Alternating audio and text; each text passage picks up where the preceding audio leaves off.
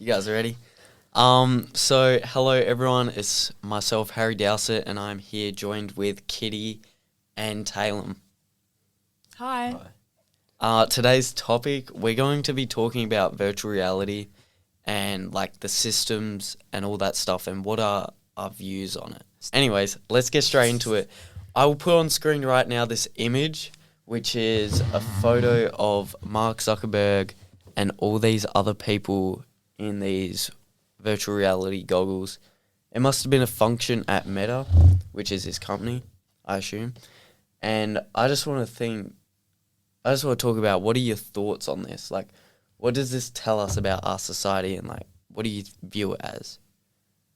Well, to me, it looks like pretty much he's trying to control what we see, which he pretty much already does with Facebook. He controls what we see, what we buy, what we purchase, who we date, what we eat, all this stuff. And he's pretty much just trying to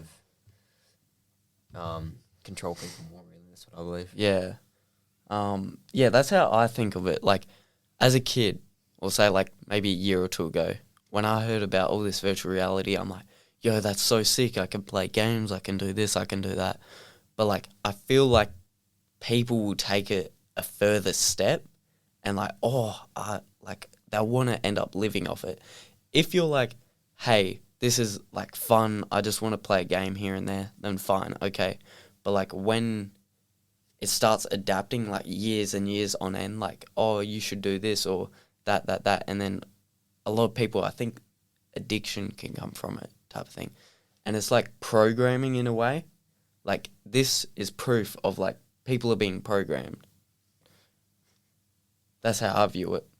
I think that it's not going to get like as big as we kind of predict it to be and like sci-fi and that kind of thing, because at the end of the day, people still want to live in the real world. Yeah. You know what I mean? Like, you can be addicted to a game, but at the end of the day, you still have to like have a shower and go to the shops to get food. Yeah. You know? It's not going to be like as big as Web 2 is now. It's not going to be the same sort of leap from Web 1 to Web 2. Yeah, I see. Because like I think that we kind of have the extent of how much technology is going to be a part of our everyday lives. Not like fully. Yeah. But I don't think we're going to have implants in our eyes to like pull up a screen just into our vision or something. I think we're always going to have like phones with us and stuff, but we're just going to get more reliant on that, not necessarily like technology. I have that view as well. Like, say what we have now, like modern type of thing. You know how we have like TikTok, Snapchat, Instagram, all these social medias. That's another topic I wanted to get into, which is the social media consumption and all that. Like, I know when I go on my phone and I go through TikTok and I scroll, I acknowledge it and I know that like I'm mindlessly scrolling, whereas a lot of people, they do it without even knowing. Like, you know, people are like, oh, I was just like bored, just watched some TikTok for a bit and 4 hours went past. Like, it just goes like that, because the people who own the apps, their main purpose is to get your attention. That's their goal. And the psychology behind it is like dopamine hits. Every scroll, every refresh, every video you see is a dopamine hit. And TikTok, the main social media, like, yeah, there's Instagram, yeah, there's Facebook and all that, but TikTok is the main one for decreasing attention span and like destroying your attention span. Because like when I even see my friends on TikTok, which is fine, I don't really care much about it, like they don't even watch like the first 3 seconds. I'm like, I don't even do that. Like, I'll watch like 15 seconds max or the whole video before I scroll. Whereas those people who are like legit bots, scroll, I don't understand that. And like they do that hours on end, and that's where it's like, it's too far type of thing. Mm-hmm. I think it's like, I feel like it's kind of different when you're living somewhere like here where we have so much stuff to do outside, and it's like a small community, so it's more like there's more stuff going on in the real world. But I feel like in a city, people don't have like that much access to nature or like physical activity and stuff. So it's easier for them to get just like fully sucked into the online world. Yeah. And that's where it's really dangerous. Also, it's like serotonin and dopamine hits. Mm. There was a study done by Alexandra a couple of years ago. I read this in Atomic Habits. Each time you scroll, see a new image, it's pretty much releasing a serotonin and a buzz from a message to your phone. Yeah. We're slowly associating with that as a dopamine hit and a reward. It's like training a dog. You say sit, it doesn't sit, but you offer it a treat, it will sit. Yeah. And that's pretty much the whole cycle of a habit. Yeah, that's Same exactly. with smoking, like you're not craving a cigarette, you're craving the relief a cigarette gives you. It's pretty much a relief or distraction it gives you from the real world. Because it's like you don't actually get more serotonin when you have a cigarette. You have less serotonin all of the time when you are addicted to smoking cigarettes. So it's like not dilution, but over dilution of dopamine and serotonin in your bloodstream. So it's less of a high when you do something that you like. Hugging someone, you release less serotonin. It's like building up a tolerance. Yeah. It's like a drug abuse type shit. Like, going on more about the social media consumption, like, you know those people who actually care about their Instagram? Like, oh, I only got 200 likes instead of 300. Oh, what's wrong with me? Or something like that. Or, like, even people like cyberbullying and that, I don't get how people take that to heart. Yeah, it can be, like, very difficult if it's connected in the real world, like at school. But if it's, like, legit someone random, I don't get how people care so much. That. It's like so, I don't want to say funny, but it's a bit funny when Yeah. people are like cyberbullied. And then it's like, seriously, just if you turn off your phone, the problem doesn't exist.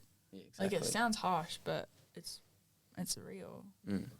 And people, like, I hear people argue about that online sometimes. And I'm like, I don't get how you could argue against that because you just kind of sound like an addict. You know what I mean? It's like, no, but I have to go on my phone to check this and this, and I will see them messaging me. I'm like, no, you don't. Yeah.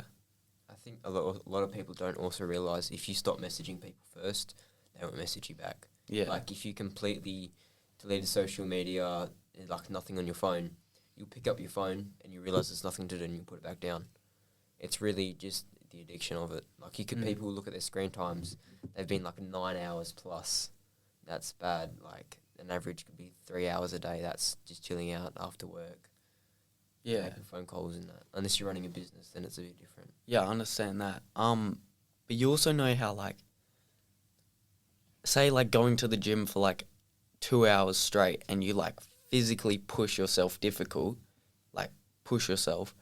whereas, say, 2 hours on your phone, like, that just goes by so quick. Yeah. Because, I feel like time is different when there's no, like, challenge towards it type of thing. Mm-hmm. Whereas, say if I was watching YouTube 2 hours, like, whatever I wanted to watch, easy. I could easily watch a movie or do something like that. Whereas if it's, like, work on your business for 2 hours, a lot of people, like, might find that more of a struggle. Oh, no, I'm too confused with this, too confused with that. But you're just as confused as, like, trying to decide, oh, what movie do I watch next or what YouTube video do I watch next type of thing. You understand me? If you know every show on Netflix and you're still broke, that's the main reason you're broke. Yeah. I don't know where I heard it. It was probably David Goggins or something like that. But yeah, it's crazy. Also, I believe social media is getting out of hand. Like, it's all fake. You probably won't know who Alex Eubank is, but he was caught photoshopping some of his gym photos. Yeah, the man looks like a great god, but yeah, he still got caught up to standards. And he's still out of these videos, even though he's got amazing physique. Yeah, like standards. Yeah, I get that. What do you think? What do you think Facebook is going next? Like, you got Neuralink coming out with Elon Musk is being able to, like, Neuralink pretty much allows people to walk again, see again, hear again, everything like this, cure, like, bipolar disorder, everything like this. Is Neuralink ever actually going to come out? Yeah. He literally promises, he's been promising self-driving cars next year for, like, 12 years in a row, and he's been like, Neuralink is coming, and then it never comes. Yeah. He's so shit. He just promises stuff for the sake of promising it and doesn't do anything. Yeah, he's still done a lot, though. Yeah, he's done a lot, but I don't know. Can't deny that he's not very reliable with this stuff. The man is a scientist, though. He's also just, like, a business guy who's also not very good at business. I mean, the whole Neuralink and that, like, I get it with, like, people with disorders and that, like, who can't walk or, like, disabilities and that. Like, that, if that's actual possible, that would legit be life-changing. Because imagine if you couldn't walk for the rest of your life, that's the news you got, but then you're given this opportunity that, hey, this can change and you can make it happen, then, like, they'll be over the roof. Just like think if we able to have like screens in our eyes like you were talking about before. Yeah, that's crazy. Like be able to like have a notification pop up. Just imagine like if Facebook or Google was able to have a hold of an advertising space on the screen in your eye. Like you just keep getting pop ups in your eye. Crazy. At that point at what point does it stop like turn you insane? Or Yeah, because like I was saying how it's so easy to like scroll and all that. But really, it's not, because, like, you feel, like, so confused and grey. Well, that's how I feel, because my mind's all over the spot anyway.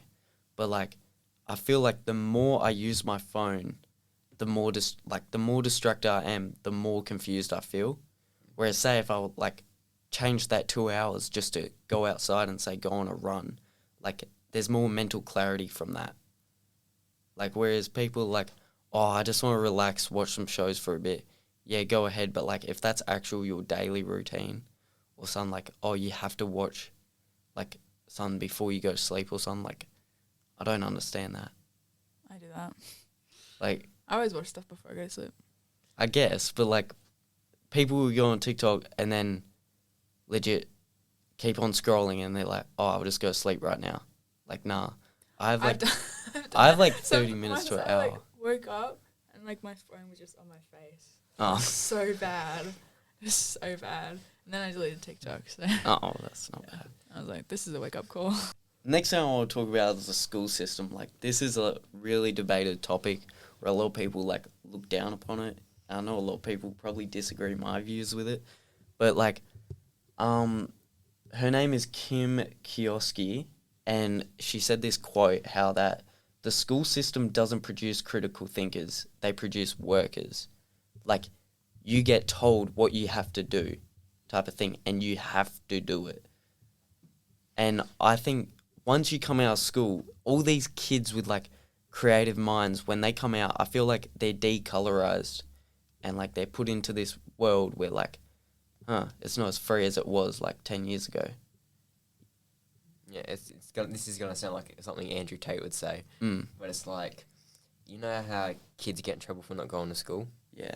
They're really trying to, I understand for like lower poverty kids, like so people in Nepal that don't have schools, and only form of education is actually translating the language, everything like this. But forcing children to go to school, even though like they don't like it or have no interest in it, it's really trying to brainwash you. Yeah. Like they value on. So your whole life depends on what you do as a kid. And in most immature years, from age 6 to, 20 in high school, as your most immature years. You're 20 in high school? Or say you go to uni or TAFE. Yeah, sorry. But I'm not fully against, like, schools need to be shut down. No, I value my education as it gives me, like, because this can benefit my future right now. But what I'm saying is, like, maybe we need to flip the switch. And I feel like big picture is a great thing for, like, free thinkers, people who are creative, like myself, like Talem, like Kitty, whoever, because big picture is just a great thing. I believe so. Like, yeah, you can have English, ATAR. If you're academic, by all means, go through that route. But if you're more of a free thinker and you don't, like, it's the people who don't like school that need to use it as more of a career opportunity at a younger age. I feel like there is like some merit to having like a structured thing that you just have to do, but I don't think there's any point at a certain age forcing people to pursue something academic if they really, like, that's not what they want to do. Yeah.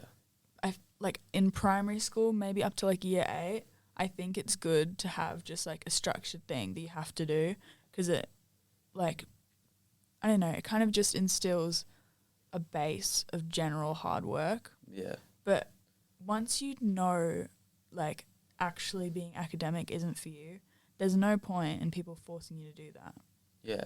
Like, I don't really think I changed, like, because all the last year I put in so much work in, like, oh, I want to be academic, I want to go to uni, I want to do this, I want to do that.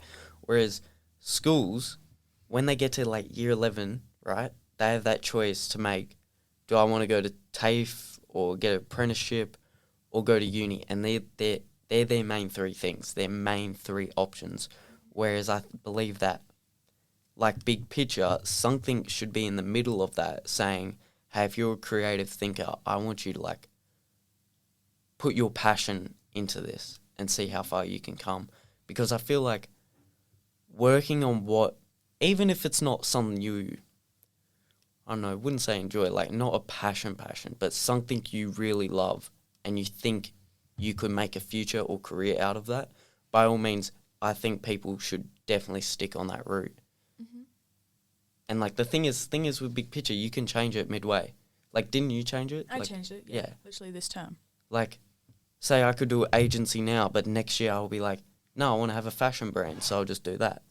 So you can change directions, whereas ATAR is very strict. Like, you have to follow the syllabus, you have to follow, like, all these units, all these assignments, all these exams and all that. So, yeah. Just like work, really. It's like they tell you what to do, exactly when to do it. Like, you can't say you have 15 holiday days a year and your friends go organise to do a holiday, but you've already used your holiday days. You don't have any freedom. You can't control when you go to the gym, when you go drink, when you go have a bit of fun. Yeah. You can't control that if you have work. And that leads us on to the next topic, which is about the reality of, like, the work system. I was talking to Taylor about this earlier, but J. Cole, a rapper, he was in a podcast, can't remember who with, but he said how the system, there's the man on top. Although he is outnumbered, right, there's everyone on the bottom, there's a few people in the middle. Although he is outnumbered by so many, he has the power to take control of all of them, and they're all his puppets, somewhat, that he controls them. Because the man on top, right, so there's the people on the bottom, and then, say, the managers. The middleman are the managers. The managers think they're better than you, right, when in reality, they're really not. Although they're better than the people at the bottom, they're still controlled by the man at the top. So say, like, McDonald's, right? Owner of McDonald's, he's up here. All the people flipping the patties, they're down here. They're at the bottom. The people at the register, they're down the bottom. The managers who run it for the top man, who run the actual McDonald's, they're better than the people at the bottom. Where in all reality, like, yeah, they're getting paid a little bit more, but they're still a slave, pretty much. Yeah. In reality, I think that the system just needs to change, because everyone, no matter how hard you work to, like, you're like, I want to be on top of the company, blah, blah, blah. Not everybody can do that. You know what I mean? It's an unfair system, and it's not, like, just helping yourself get to the top doesn't really do anything. Yeah. But then if you think about it from this other aspect, like, I see a lot of, like, hate comments on TikToks, but somewhat they have a point where they say, hey, if everyone runs their own business, they do this, they do that, who are going to be the people, say, at Woolworths who give you the food? See, and then, like, that actually got me thinking. Mm-hmm. So I'm not, like, understand a different aspect from that. Yeah, that's true. Because those jobs are valuable. Like, people really dislike customer service people, but they're valuable jobs. Like, how else would the world run? It literally wouldn't. And so they just need to be paid more and valued more. Obviously, I understand that, like, being a doctor is more important than, I don't know, being a cleaner, but they still need to be fairly paid, and there just shouldn't be so much of a gap that it's as crazy as it is. Also, like, it's kind of relating, but it's, like, also at some point slavery as well, like the workforce. Yeah. So, like, you get a mortgage, you get $1 million home, you're in $1 million in debt, and say you're working and to pay that house off, to pay your mortgage. Say you get fired, you're $1 million in debt, about to lose your house, about to be homeless, lose your wife and kids because you don't have a home. Yeah. You're slavery to your job, slave to money, really. Mm. To need to pay that house off, the car, the boat. Yeah. It's just they're all in a financial bad debt. Instead of buying assets, it's just all liabilities. Yeah. Like big house. And I'm starting to learn a lot more like how the money works and more about system and that. Maybe it can be a future podcast. But like I saw this thing and it said the way you get prisoners to work for you is that they don't know that they're prisoners type of thing. I know it's a weird thing to explain, but going off the slavery thing, like yeah, like it's the exact same system. It's still slavery. The only thing is there's payment involved now. So there's somewhat purpose and value for your time that you're committing, right? And it's the same thing as saying you're trading your time for money because that's exactly what it is. I work an hour for you and I get $22. I work 2 hours, I get $44 type of thing. And say if I want to buy a new phone, that can be worth of like maybe 70 hours in total. So this cost me 70 hours. It didn't cost me $1,000. It cost me 70 hours. I don't think there's really anything wrong with that system. I just think it's the way that people are being compensated for it is totally unfair. And like the opportunities that people get is just so unequal. Yeah, there was another thing I was going to talk about. But yeah, I agree with the like money is time, time is money, but also controlling giving you money, which money is pretty much just fiat coin, nothing. It's a fugazi. It's like they print it out of the thin air. That's exactly what I was talking about. So like that phone is worth 70 hours of your life, but to someone else, the producers, it's worth just nothing. Yeah. It's worth the actual metal itself. It's like the gold standard. Gold's worth nothing, silver's worth nothing, because they control the price. It's like only because it has a value to us. Yeah. Like $1,000 for this, okay, that's somewhat decent. But say $1,000 for a shirt, like okay, yeah, there's some stupid people out there. But for your average shirt, $1,000, you would rather pick a phone because it has more value to you rather than a shirt, correct? And also, talking about the printing money out thin air, that's exactly right, because how some bank systems work, not all of them, but some bank systems, how money works, right? You say if you take a loan of $10,000, guess what? That only takes them like 4 seconds of clicking buttons, right? You then have to pay that off with hours and hours and hours of work, and what took you hours of work took them 4 seconds to click, and that's it. Because out of all the money and all the equity and everything in the economy, only 3% of that is real money. 97% is just button clicking and numbers on a screen. See, when I look at my bank account, I'm like, okay, that's somewhat decent money. I know, like, it's not actually there. And the thing is, what's going on in China right now, it happened, how many weeks ago?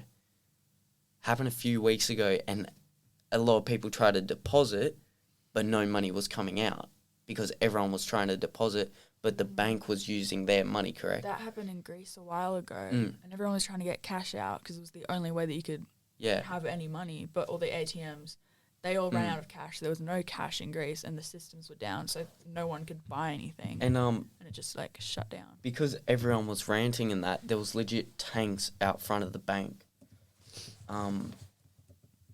Yeah, it's just money. It's just nothing. It's just paper. But it's so like subjective. You know, if you get like, I don't know how much speeding fines are, but how much is it? Like $500? Or say like a ticket and purse, like $90. Okay, not 500. Like 100, right?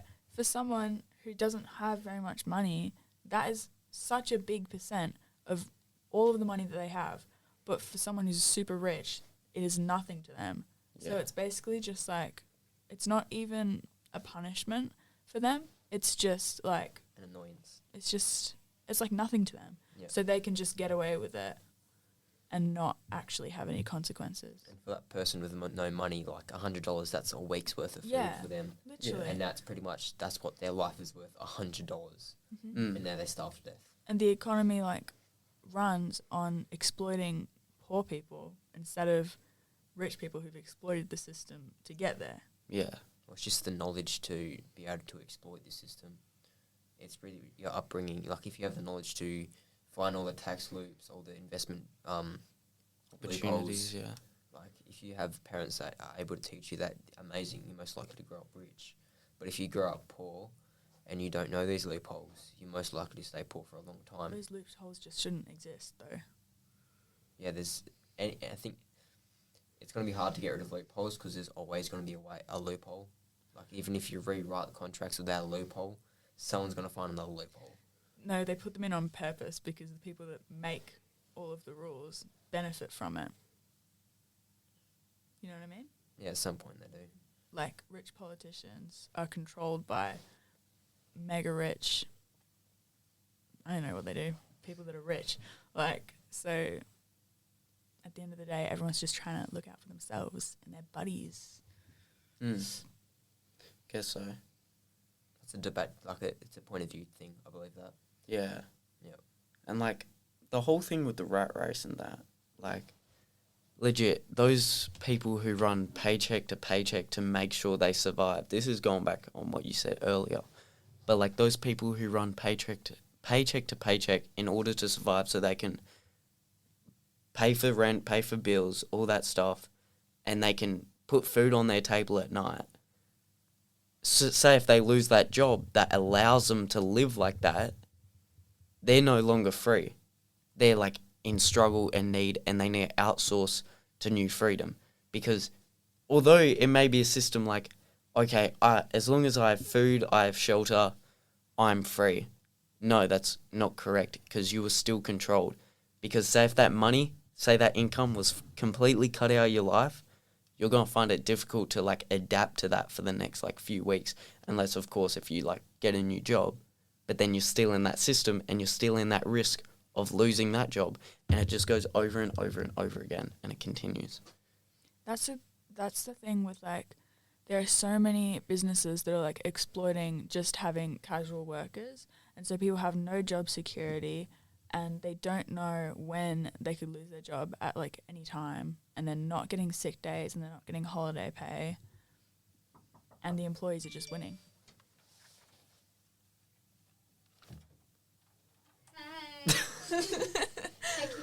But we're back on. Never happened, just go out of the... Yeah, that actually comes to... Nothing I can't happened. conclude it now because now it's awkward. You guys have any thoughts or any more points of discussion?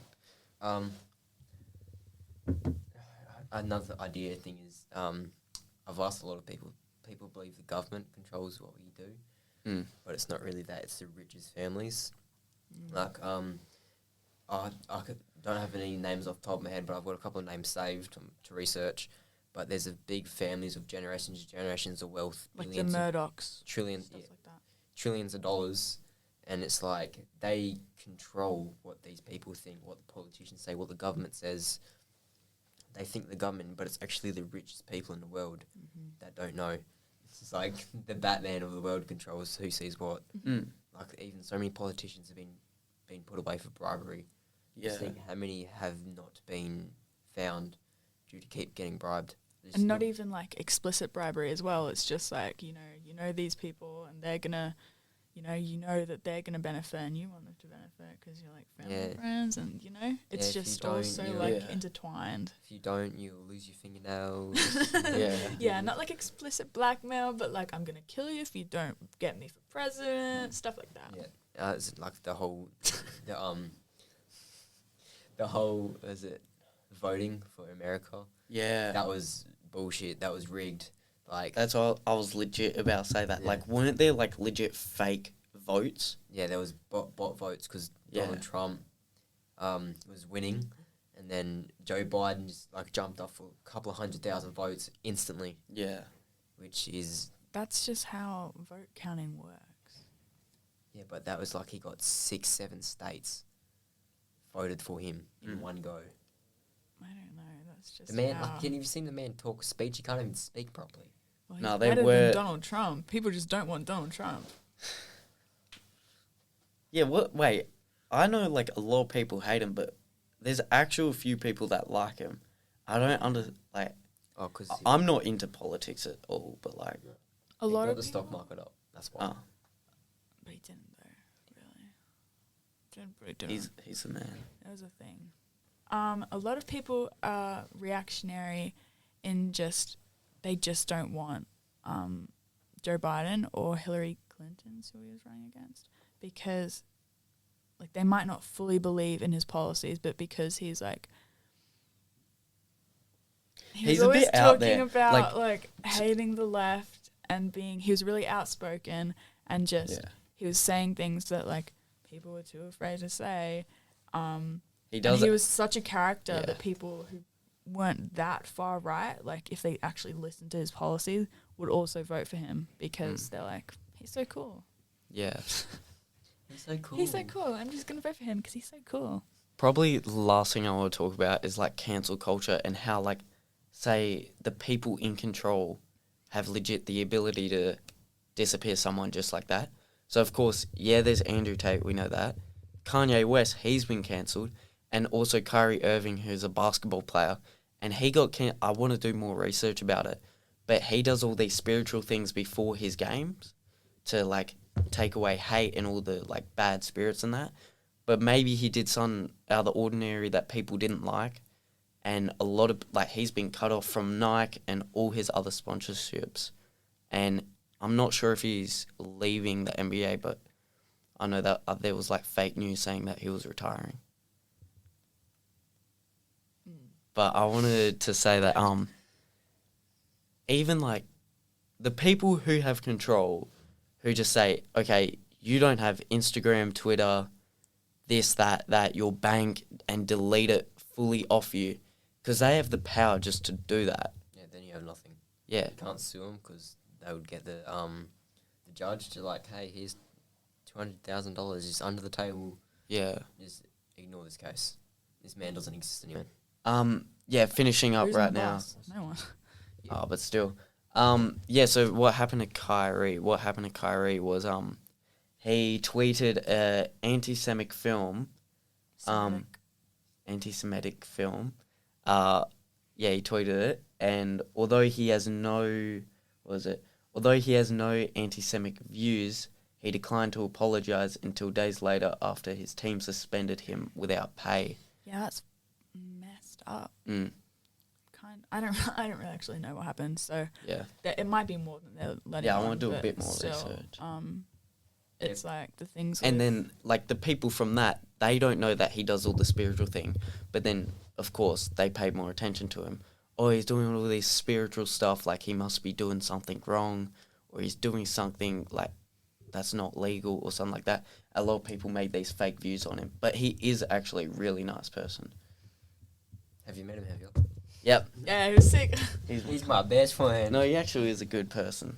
But, Okay, I'm gonna say something controversial. You can be a good person and still have some not good views. He could be satanic. You know what I mean? correct. You know what I'm saying. Anyways, I think that wraps it up for this podcast. Hopefully you enjoyed. And yeah, it was great to be joined with you guys. Thank you for listening. Bye. Bye, babe.